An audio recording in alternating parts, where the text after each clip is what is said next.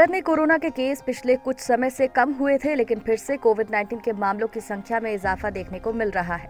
कोविड-19 के साथ भारत में H3N2 है, जो इन्फ्लुएंजा ए वायरस के मामले भी लगातार सामने बढ़ा रहा है। यानी कि भारत में कोरोना और H3N2 दोनों के मामले में उछाल आने से लोगों की चिंताएं बढ़ गई है।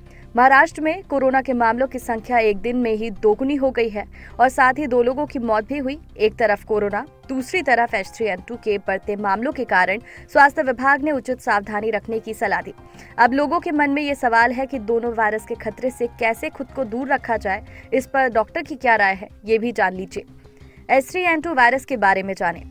H3N2 इन्फ्लुएंजा ए वायरस का सब टाइप है। H3N2 इन्फ्लुएंजा वायरस संक्रमित व्यक्ति से खांसी या छींक के माध्यम से किसी स्वस्थ व्यक्ति तक पहुंचता है। संक्रमण के सामान्य लक्षण फ्लू की तरह होते हैं। इस वायरस की चपेट में आने पर बुखार या तेज ठंड लगना, खांसी, गले में खराश, नाक का बहना या कुछ मामलों में नाक बंद होना, सिर दर्द और थकान, कुछ मामलों में उल्टी या दस्त भी हो सकता है। सांस लेने में कठिनाई भी इस वायरस के लक्षण हो सकते हैं, जो 3 सप्ताह तक बने रहते हैं। कोविड-19 से कितना अलग है H3N2?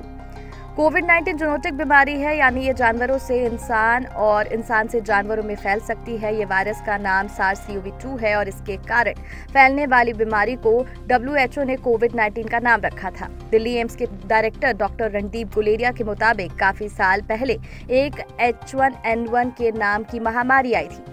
उस वायरस का सर्कुलेटिंग स्ट्रेन अब H3N2 है और ये एक सामान्य इन्फ्लुएंजा स्ट्रेन है। इसके अधिक मामले देखे जा रहे हैं क्योंकि ये म्यूटेट हो रहा है। इस वायरस के खिलाफ लोगों में इम्यूनिटी कुछ कम देखी जा रही है, इसलिए अति संवेदनशील लोगों को ये आसानी से संक्रमित कर रहा है।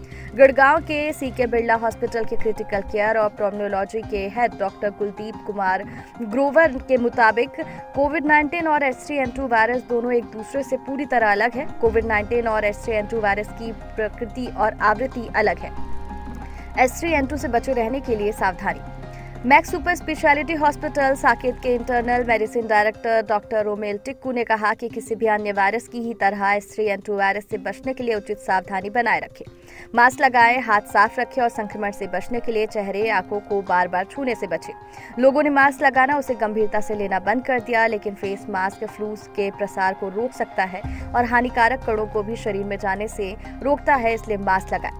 डॉक्टर रोमेल आगे कहते हैं कि H3N2 इन्फ्लुएंजा वायरस एक संक्रमित व्यक्ति से खांसी या छींक के माध्यम से किसी व्यक्ति तक पहुंच रहा है।